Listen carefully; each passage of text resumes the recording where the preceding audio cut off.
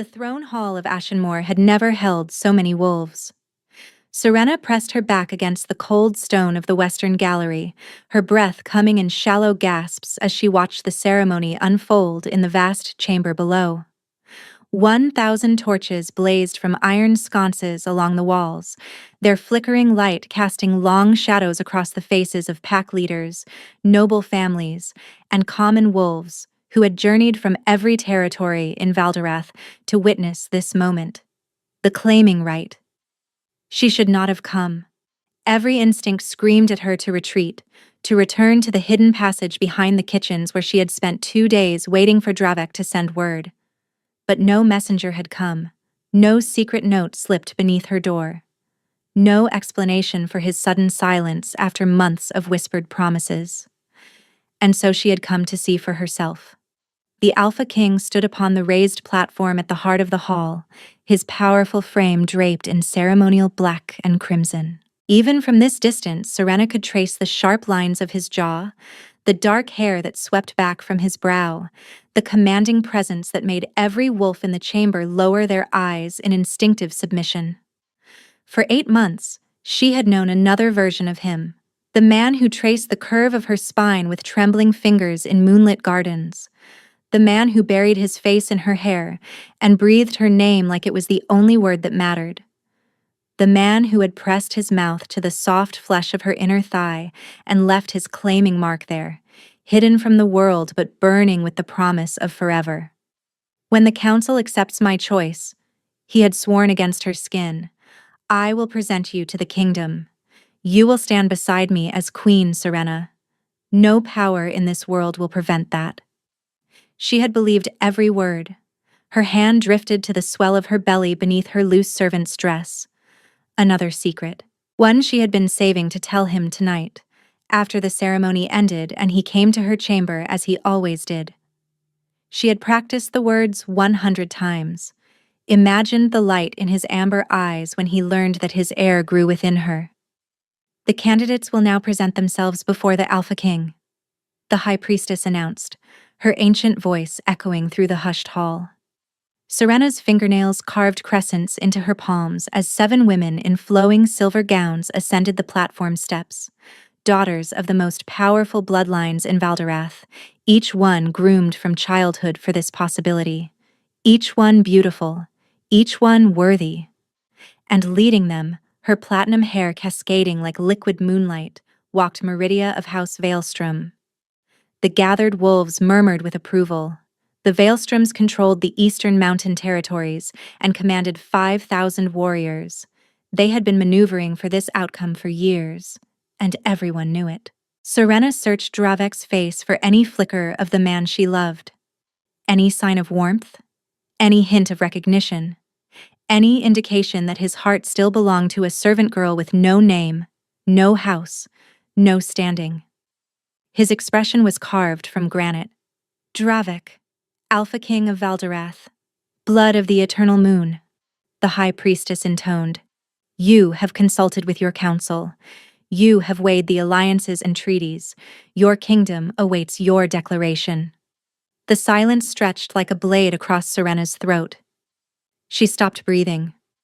The mark on her thigh pulsed with sudden heat, a phantom burn that matched the frantic rhythm of her heart.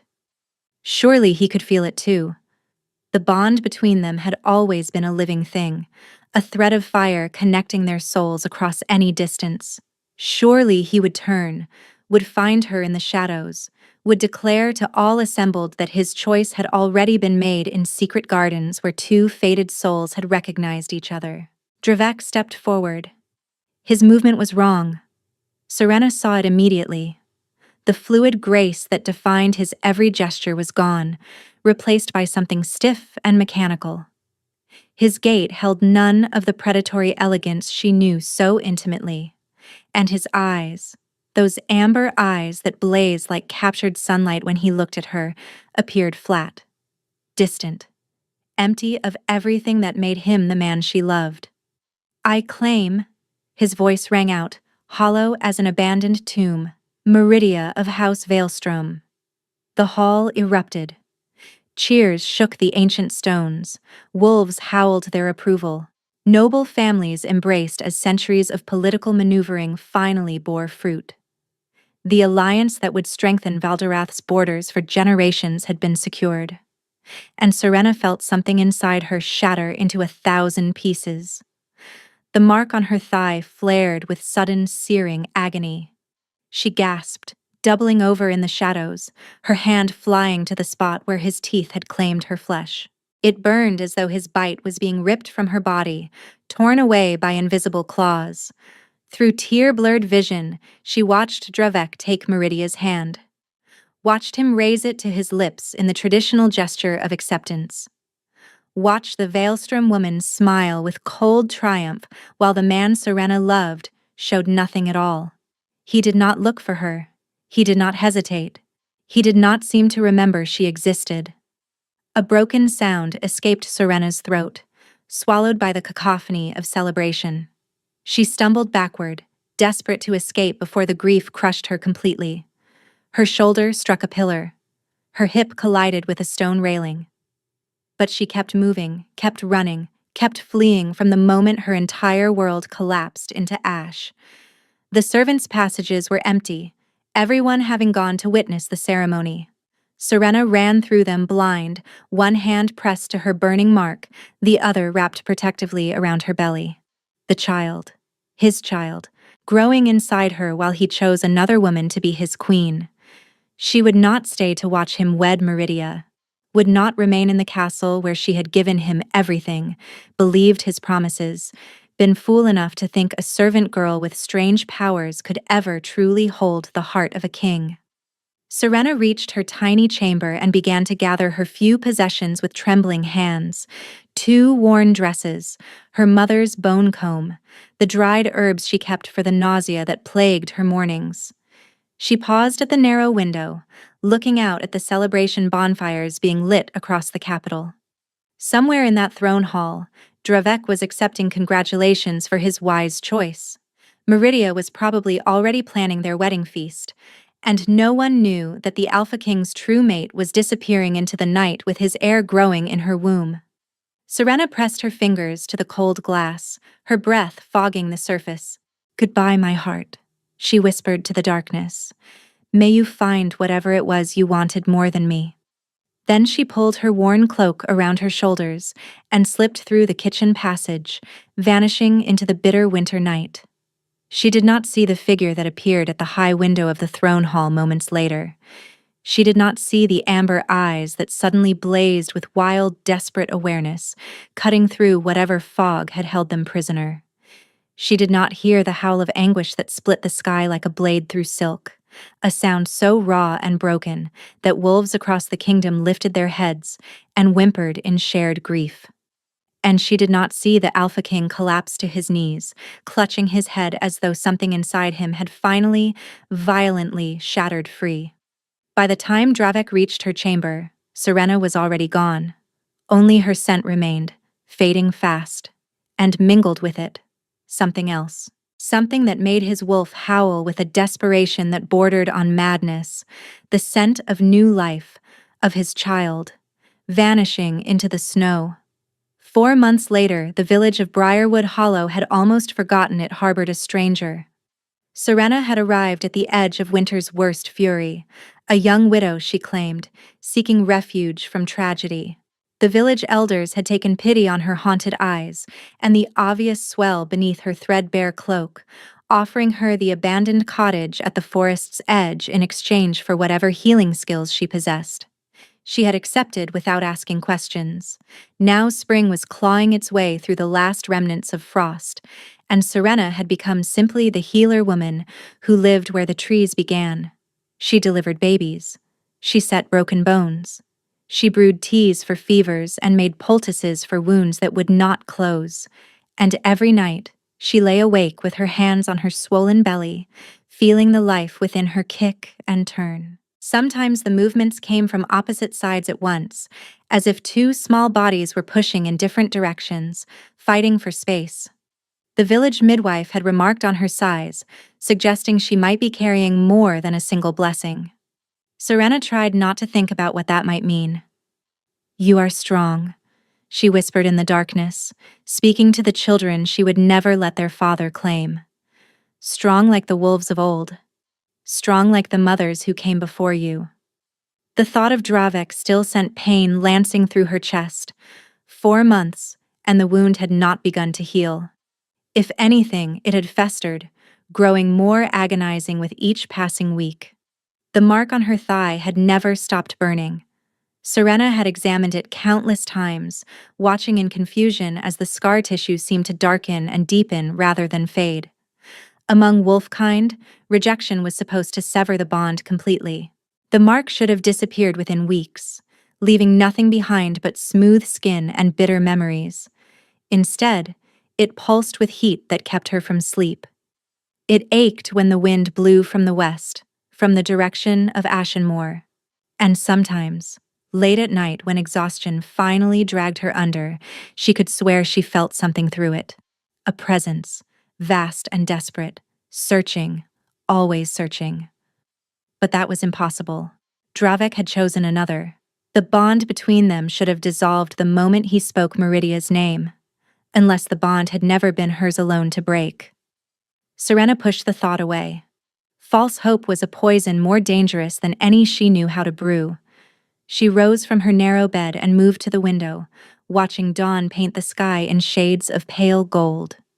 The forest beyond her cottage stood silent and watchful, its ancient trees still bare from winter. In another month, leaves would return. In another month, her children would be born. And then she would need to decide what came next. Where to run. How to hide 2 babies with royal blood from a king who might never stop searching. If he was searching at all. The traders came to Briarwood Hollow on the first warm day of spring. Serena heard the commotion from her cottage, the excited shouts of villagers who saw few outsiders during the long winter months. She considered staying hidden, as she always did when strangers arrived, but young Pella, the miller's daughter, came running before she could retreat inside. "Mistress Wren," the girl gasped, using the false name Serena had given upon her arrival. "Mistress Wren, you must come hear what the traders say." Serena's heart seized. What news do they bring? Pella's face was pale beneath her excitement. "They speak of the Alpha King. They say he has lost his mind." The world tilted beneath Serena's feet. She gripped the doorframe to steady herself. "Lost his mind?" she managed. Pella nodded vigorously. "The traders say he has torn the kingdom apart searching for someone. A woman. No one knows her name or face. Only that the king will burn down anything that stands between him and finding her." Serena's hand moved to her belly. The babies kicked sharply, as if responding to mention of their father. "They say the harvests have failed in the southern provinces," Pella continued breathlessly. "Wolves have gone feral near the borders, attacking travelers even in daylight. The king's own guard has been sent to every corner of Valderath, questioning everyone, searching every village and town." "Searching for what?" Serena whispered. "For her. This mystery woman. The traders say he has offered 20,000 gold pieces for information leading to her discovery. They say he has not slept in months. They say his wolf has nearly consumed him, and that some on the council fear he will go feral before the summer. 20,000 gold, a fortune beyond imagination." Serena forced her expression to remain calm. "The affairs of kings are not our concern, child. Thank your father for sharing the news." But after Pella had scurried away, Serena sank onto the wooden bench outside her door, her legs too weak to hold her. He was searching for her. Why would Dravek search for a woman he had publicly rejected? Why would he destroy his own kingdom for a lover he had discarded without a second glance? Unless something had been wrong that night. Unless the emptiness in his eyes had been something other than indifference. Her mark flared with sudden, searing heat. Serena gasped, pressing her hand to her thigh as warmth flooded through the bond she had thought severed. For the first time in 4 months, she did not feel alone on the other end of that invisible thread. She felt him. Desperate, broken. Closer than he had been in months. And getting closer still. 3 days after the traders departed, the wolves appeared. Serena noticed them at dusk, shadows moving between the ancient oaks at the edge of her property. She had been hanging herbs to dry on the cottage porch when a flicker of movement caught her eye. Her hands stilled on the bundle of sage as her gaze found the tree line. A shape stood motionless in the gathering darkness. Large, four-legged, silver fur catching the dying light. A wolf, but not a wild one. As she watched, frozen with growing dread, another emerged beside it. Then a third. 4 massive wolves, their amber eyes fixed upon her cottage with an intelligence that was anything but animal. Scouts. Royal scouts. The mark on her thigh exploded with heat.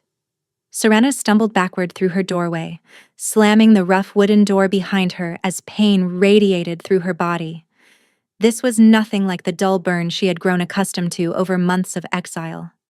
This was searing, overwhelming, as if molten iron had been pressed directly to her flesh. And beneath the pain, she felt something else. A presence, vast and desperate, pushing against the edges of her consciousness. Reaching for her through the bond she had believed broken. Her babies kicked violently, movements coming from 2 different places at once. "No," Serena breathed, both hands flying to her belly. "No, please. Not now." He was close, not just his wolves. Him. Her eyes darted around the small cottage, calculating escape routes. The back window led to the forest, but if his scouts were already watching, they would run her down before she made it 50 yards. The root cellar was hidden beneath a rug, but a wolf's nose would find her within minutes. Her swollen belly made climbing impossible. She was trapped. A heavy knock shook her front door. Serena's heart stopped. The wolves she had seen were in their shifted forms. They could not knock on doors, which meant someone in human form stood on her threshold. Another knock, more insistent. "Mistress Wren." A male voice, unfamiliar, but not unkind. "Please open the door. We mean you no harm." Serena laughed bitterly at that. Wolves who hunted a pregnant woman across kingdoms meant her no harm. How reassuring. But she had no choice. Running was impossible. Hiding was futile. And if she did not open the door willingly, they would simply break it down. She grabbed the iron fire poker from beside her hearth and moved toward the entrance. When she pulled the door open, 2 men stood on her threshold. One was clearly a warrior, his massive frame and alert posture marking him as a member of the royal guard. But it was the second man who drew Serena's attention. He was older, perhaps 50 winters, his dark hair streaked with threads of silver. His face bore the weathered lines of decades in service, and his eyes, a deep amber that seemed to see straight through her defenses, held something that looked almost like relief. "My lady," he said, and the title made Serena flinch. "I am Corvin, first beta to the Alpha King. We have been searching for you for a very long time." "You have made a mistake," Serena said, keeping her voice steady despite the terror coursing through her. "My name is Wren. I am a simple healer. Nothing more." Corvin's expression shifted to something like sympathy. "You are Serena, born without house or standing, formerly a servant in the royal castle of Ashenmoor. You bear the king's claiming mark on your inner left thigh and his children in your womb." The poker trembled in Serena's grip. "How do you know about the mark?" "Because the king has described it in detail to every wolf in the realm. Because he has not slept more than an hour at a time in 4 months. Because he is destroying everything he built to find the mate who vanished without a trace." Corvin paused. "May we come inside?" Serena wanted to refuse, but her legs were shaking, her mark was burning, and the babies had finally stilled, as if listening to every word. She stepped aside. Corvin entered alone, leaving the guard at the door. He looked around her modest cottage, taking in the drying herbs, the simple furniture, the narrow bed where she had spent countless nights crying until no tears remained. "He did not choose her," Corvin said quietly. "Meridia. He did not choose her willingly." Serena's knees buckled. She caught herself on the back of a chair, her knuckles white against the worn wood. "That is impossible," she whispered. We believed so, as well. Corvin reached into his coat and withdrew a folded parchment. Until we discovered this. He handed her the document. The seal was already broken, but she could see the serpent crest of House Veilstrom pressed into the dark wax. Serena read the words 3 times before their meaning fully penetrated her shock. The compound performed exactly as promised. The king remembered nothing of the claiming right and has shown no recognition of our arrangement. Payment in full has been delivered to your contact in the Eastern Territories. House Veilstrom thanks you for your expertise in matters of the mind.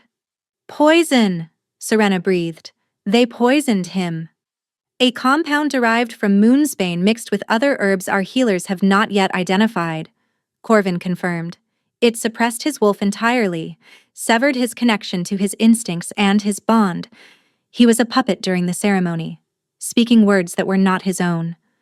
Serena's hand flew to her mouth as nausea rolled through her.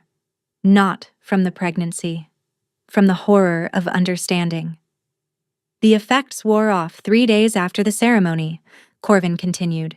The king woke screaming your name. He remembered nothing of claiming Meridia. Nothing of the celebration that followed. The first thing he did was run to find you. And I was already gone, Serena whispered. You were already gone. Corvin's voice was heavy with shared grief. He has not been the same since. His wolf fights constantly for dominance. He sleeps only when exhaustion claims him. The council fears he will go feral before the summer solstice. A wolf separated from its true mate for too long could lose itself entirely to the animal within. The human mind would recede, consumed by instinct and madness, and an alpha king, with power as vast as Dravek's, would become something catastrophic. Why did you not tell him where I am? Serena demanded. Why come to me in secret? Corvin's jaw tightened. He withdrew a second parchment from his coat. Because of this. The message was brief. The handwriting elegant but cold. The false mate has been located in the northern villages. Elimination will proceed before the next new moon. Long live Queen Meridia. Serena's blood turned to ice. Assassins, she breathed. The Veilstroms cannot afford to let you live, Corvin said grimly. You carry the true heirs to the throne. If you return and the king completes the bond, Meridia's claim dissolves. Their entire plot unravels. As if summoned by his words, Serena's mark flared with sudden vicious heat. But this time, the sensation was different. This was not the desperate searching she had felt before. This was warning, alarm, danger. Corvin stiffened at the same moment, his nostrils flaring. They are here, he growled.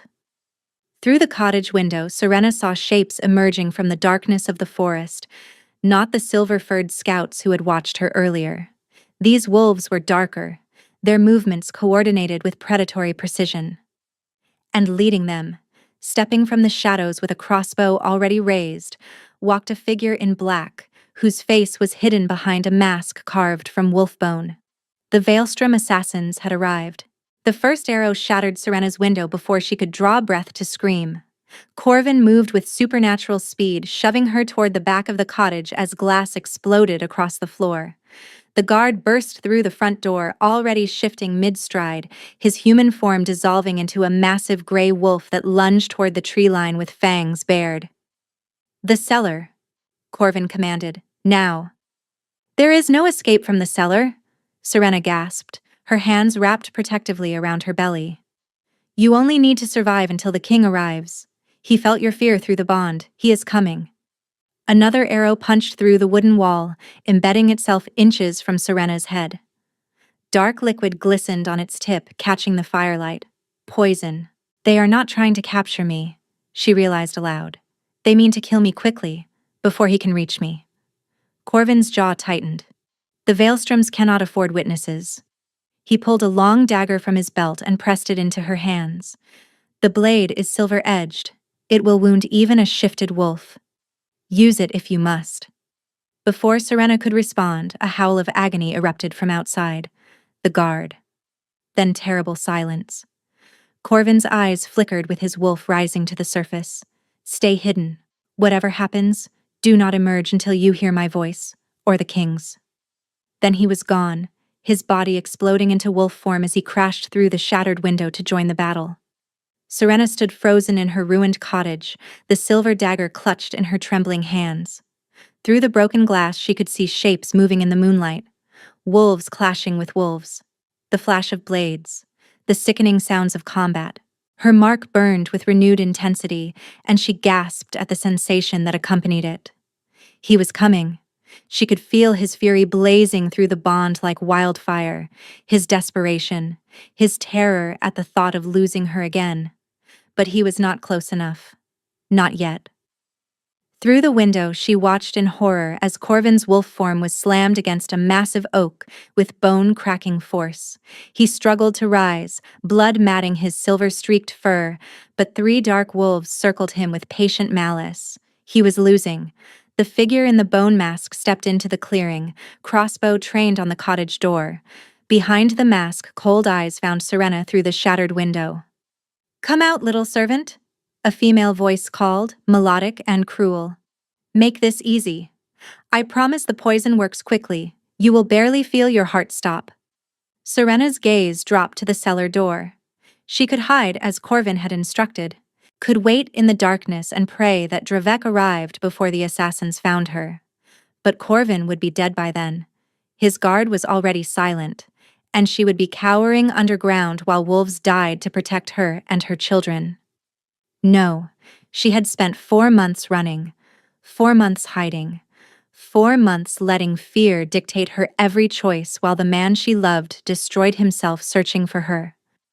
No more. Serena dropped the silver dagger and pressed her palms together.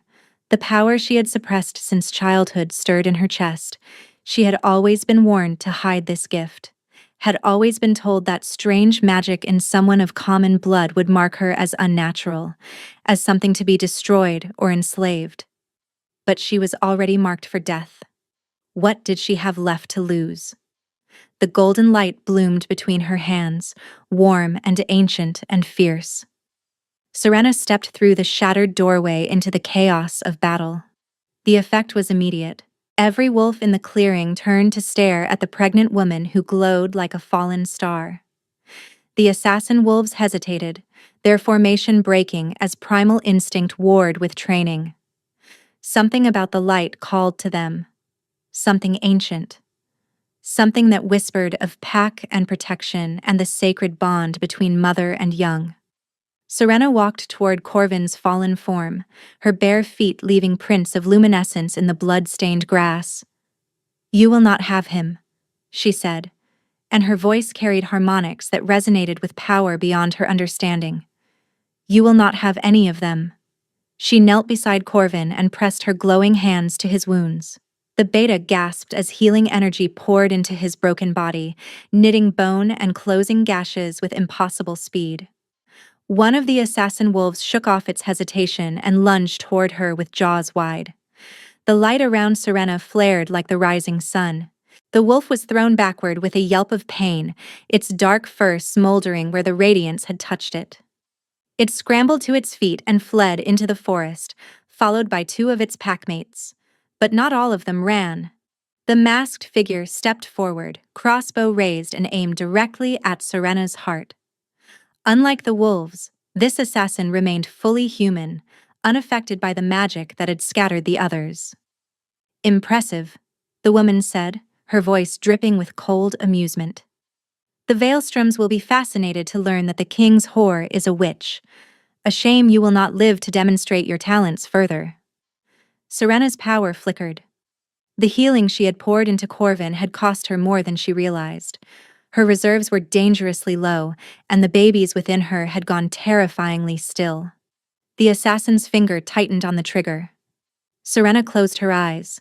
And then, the world exploded. Trees shattered like kindling as something massive crashed through the forest. The ground trembled with the force of its approach.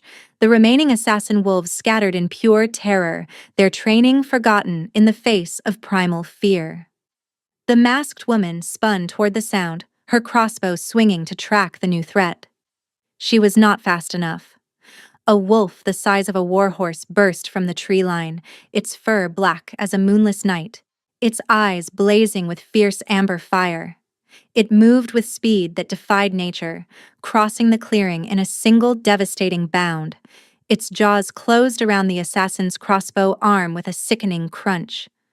The woman's scream was cut short as the massive wolf shook her like a broken doll, then flung her shattered body into the darkness. It turned in a circle, searching for more threats, finding none. Then those burning eyes fixed on Serena. She could not move, could not breathe, could only stare at the creature that radiated power like heat from a bonfire. The wolf approached her slowly, each step deliberate and careful. Blood dripped from its muzzle. Its massive body blocked out the moonlight. And yet, when it finally stood before her, it lowered its great head and pressed its nose gently to her swollen belly. The babies kicked, both of them simultaneously, as if responding to their father's presence. The wolf made a sound that was almost a whimper. "Dravek," Serena whispered. The shift happened in the space between heartbeats. One moment, a wolf stood before her, massive and terrifying and beautiful. The next, a man knelt in the blood-soaked grass, his hands hovering over her stomach as if he was afraid to touch her. He looked up, and Serena saw that the Alpha King was weeping. She had imagined this moment 1,000 times during her months of exile. She had imagined rage, imagined cold indifference, imagined him dragging her back to Ashenmoor in chains to face punishment for her disappearance. She had never imagined him on his knees before her, tears streaming down his face, his entire body trembling with barely contained emotion. "You are alive," Dravek breathed. His voice was raw, shattered, as if he had been screaming for months on end. "You are alive, and you are—" His eyes dropped to her swollen belly. His hand reached toward it, then stopped, hovering inches from the fabric of her dress. "May I?" he asked. The question broke something in Serena's chest. The Alpha King, the most powerful wolf in all of Valderath, was asking permission to touch his own children. She took his hand and pressed it to her stomach. The babies kicked immediately, movements coming from 2 different places. Dravek's expression transformed with wonder as his palm flattened against her belly to feel more. "Children," he whispered. "Our children. Serena, why did you not tell me?" The question shattered the fragile peace of the moment. Serena stepped backward, pulling away from his touch. The warmth that had flooded through her dissolved into the cold reality of everything that had happened. "Tell you?" Her voice came out sharper than she intended. "When would I have done that, Dravek? Before or after you claimed Meridia in front of the entire kingdom?" Dravek flinched, as if she had driven a blade into his heart. "I did not claim her. I would never choose anyone but you. I saw you." The words tore from her throat, carrying 4 months of grief and rage. "I was there. I watched you take her hand. I watched you stand before our people and declare that she would be your queen while I hid in the shadows like some shameful secret." "Serena, please." Dravek rose to his feet, his hands reaching for her. "I was poisoned. Corvin told you. The Veilstroms used a compound that took my will, my memory, my very soul. I remember nothing of that night except waking 3 days later and finding you gone." "How convenient," Serena spat, even as her heart cracked at the agony written across his face. "Convenient?" Dravek's voice hardened with sudden fury. "You think any part of this has been convenient? I have spent 4 months hunting for you. 4 months fighting my wolf for control every waking moment. 4 months watching my kingdom crumble while I searched every village, every forest, and every corner of the realm for the mate who vanished without a single word. Because you rejected me. Because I was violated." The roar shook the clearing. The word hung between them, terrible and true. "Do you think I chose this? Do you think I wanted to wake up bound by oath to a woman I despise while the woman I love was gone? While our bond was screaming in my chest and I had no idea where you were, or if you were even alive?" His voice cracked on the last word, and Serena saw something in his eyes she had never expected to see. Vulnerability, Raw, desperate vulnerability from the most powerful wolf in 3 kingdoms. "I thought you had thrown me away," she whispered, her anger faltering. "I thought everything you said to me was a lie." Dravek closed the distance between them in 2 strides. His hands cupped her face, tilting it up until she had no choice but to meet his gaze. "You are my mate," he said fiercely. "My true mate. The bond recognized you before I even knew your name. Do you think I would surrender that for politics? For power? For anything in this world or any other?" A sob escaped Serena's throat. She had held the grief inside for so long, had built walls around her shattered heart to keep herself functioning. But now, with his hands on her face and his words tearing through her defenses, those walls were crumbling into dust. "I waited for you," she choked out. "That night, after the ceremony, I was going to tell you about the babies. I had practiced the words so many times." Dravek's expression shattered completely. "Serena. And when you did not come, I went to find you. Instead, I found you claiming her. Looking at her like she was your future while I stood in the shadows with your children growing inside me." She pounded her fist against his chest, but there was no strength behind the blow. "Do you know what that felt like?" Dravek caught her wrist and pressed her palm flat against his heart. "Yes," he said quietly. "I know exactly what it felt like. Because I have spent every moment since that night living with the knowledge that I failed you. That something was done to me that made me betray the most important person in my entire existence." His heartbeat thundered beneath her hand, strong and steady and achingly familiar. "I have not touched Meridia," Dravek continued. "I have not been in the same room with her since I regained my senses. The council threatens rebellion daily. Half the noble houses have withdrawn their support." He laughed bitterly. "They believe I have gone mad, and perhaps I have. But I would burn this kingdom to ashes before I let anyone but you stand beside me on that throne." "I love you," Serena whispered. The words fell from her lips before she could stop them. "I loved you when I thought you had betrayed me. I loved you through 4 months of exile and heartbreak." Dravek made a choked sound and pulled her into his arms. Through the bond, she felt the walls he had built around his heart crumbling into nothing. "And I love you," he breathed against her hair. "From this moment until my last breath and beyond." The journey to Ashenmoor should have taken 2 days. Dravek's wolves made it in 1. Serena rode before the Alpha King on his massive black stallion, his arm wrapped securely around her waist, his body shielding her from the biting wind. She had protested at first, insisting she could ride her own mount, but Dravek had simply lifted her onto his saddle and silenced her objections with a look that permitted no argument. "My wolf needs you close," he had said, his voice rough with emotion. 4 months of separation nearly destroyed us both. I will not let you out of my reach until the bond is complete, and every threat to your safety is eliminated." As they rode through the night, Dravek told her everything. He told her about waking from the drugged haze to find Meridia in his chambers, attempting to consummate a union he had no memory of agreeing to. About the horror that had flooded through him when he realized what had been done. About throwing Meridia from his rooms and ordering her confined. They reached the outskirts of Ashenmoor as dawn painted the sky in shades of blood and gold. The capital city spread before them, its ancient spires reaching toward the heavens. But something was terribly wrong. Smoke rose from several quarters of the city. The distant sound of screaming reached their ears. And on the great banner that flew above the castle gates, the royal crest of the moon and wolf had been replaced by the silver serpent of House Veilstrom.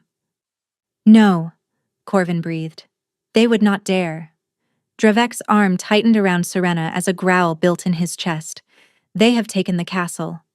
A rider emerged from the city gates, galloping toward them at reckless speed.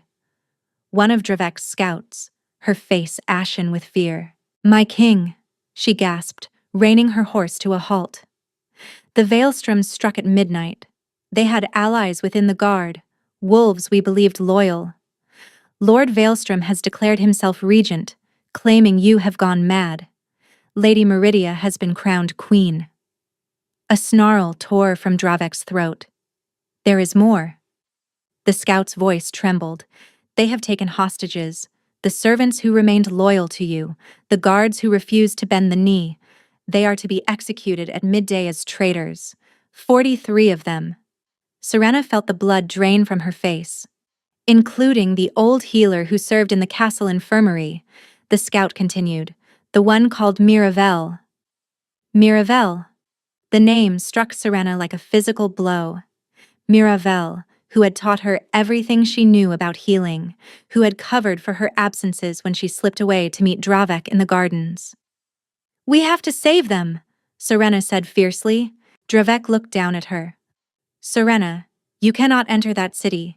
If the Veilstroms capture you, if we do nothing, 43 innocent people die. I will not have their blood on my hands. For a long moment the Alpha King was silent. Then, slowly, a fierce smile spread across his face. My queen, he murmured. Even now, you think of others before yourself. He turned to address the army of wolves assembled behind them. The Veilstroms believe they have won.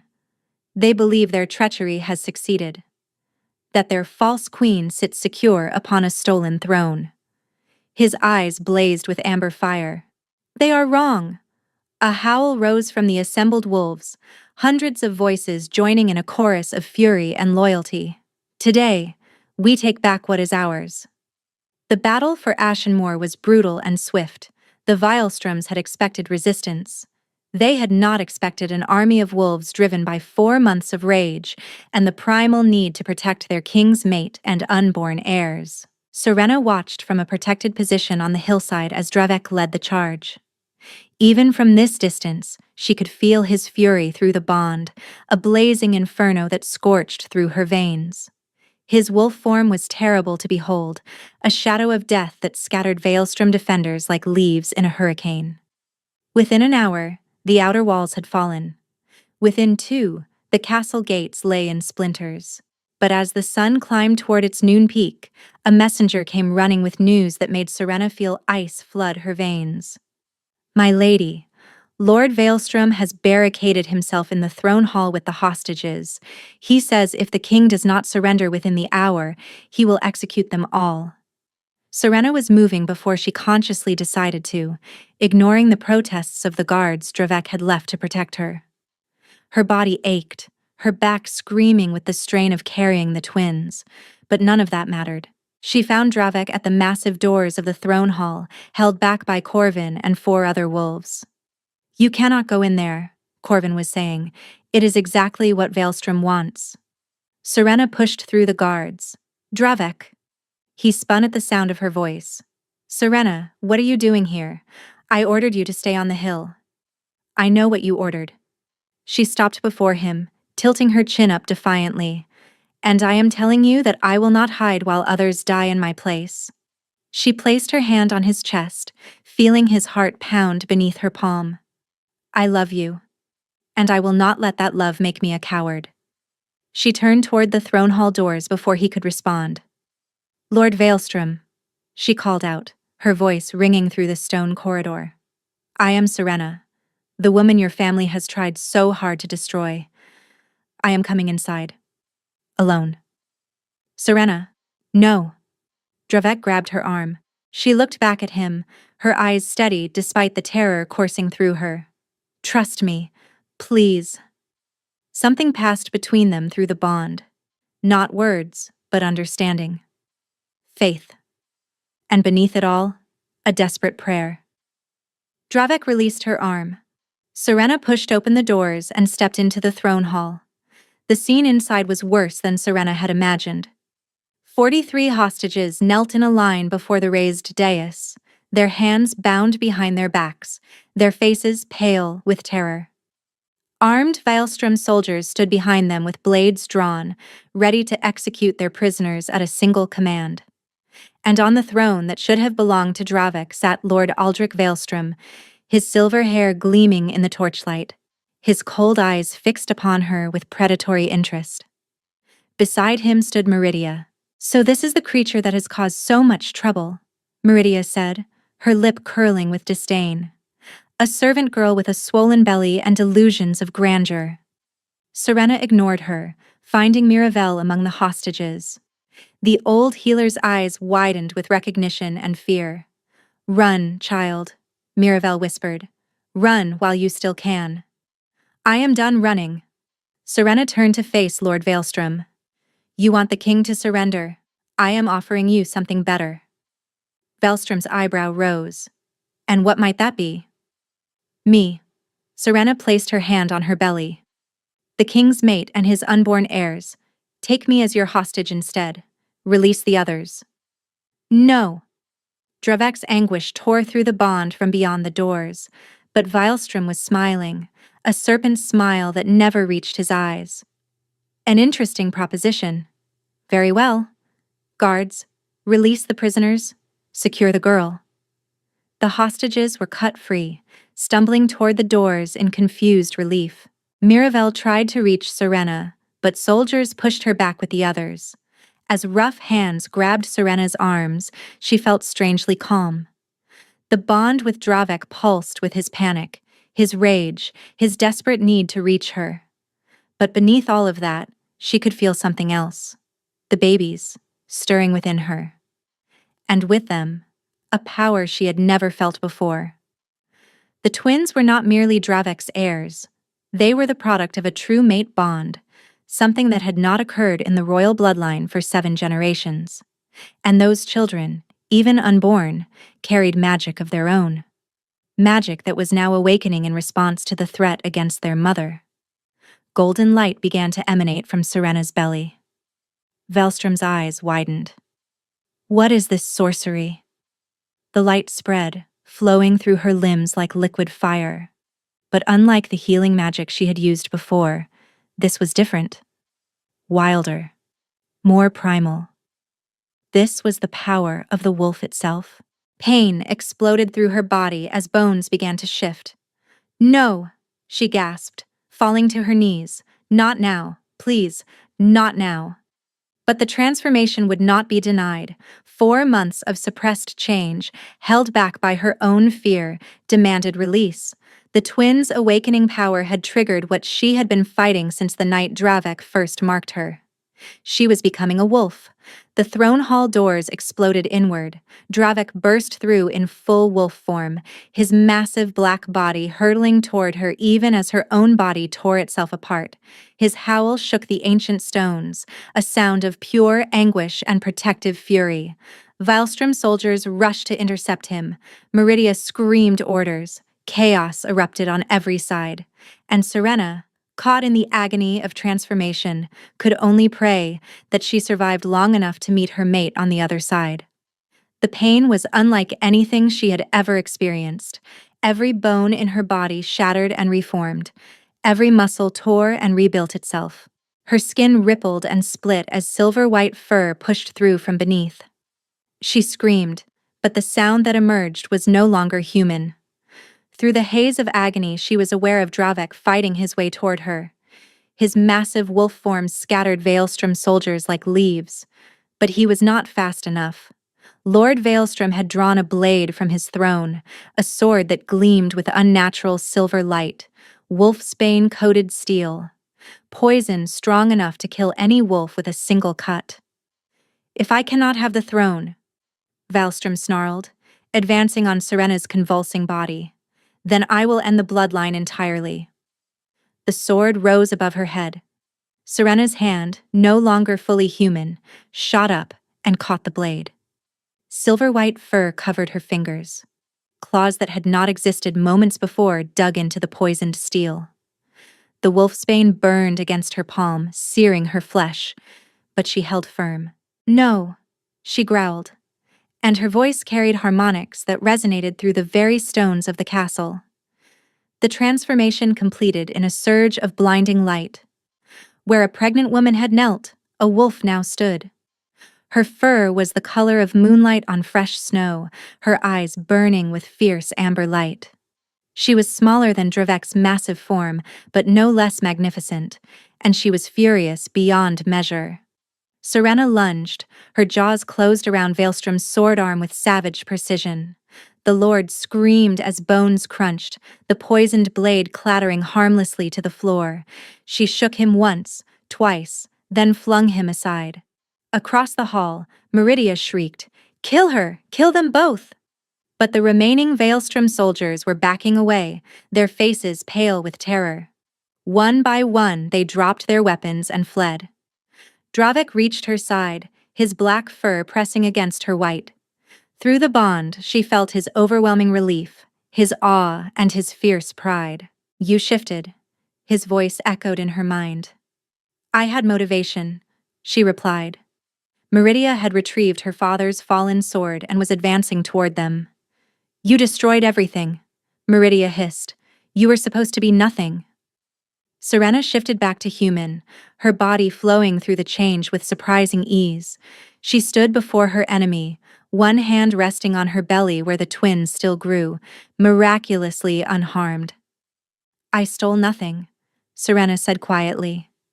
"The bond between Dravek and me was forged by fate, not ambition. Your family tried to break it with poison and lies. All you accomplished was proving that true mates cannot be separated." Meridia screamed and charged. Dravek's jaws closed around her wrist, forcing her to drop the sword. He shifted back to human form, holding the struggling Meridia immobile while his wolves flooded the hall. "Meridia of House Veilstrom," Dravek announced.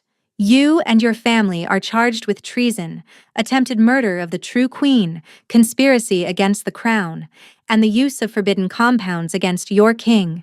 You will face judgment before the assembled packs." Guards brought cloaks to cover them both. Dravek wrapped Serena in warm fabric with careful hands. "Are you hurt?" he asked quietly. Serena paused, taking inventory. She felt different now, stronger, more alive.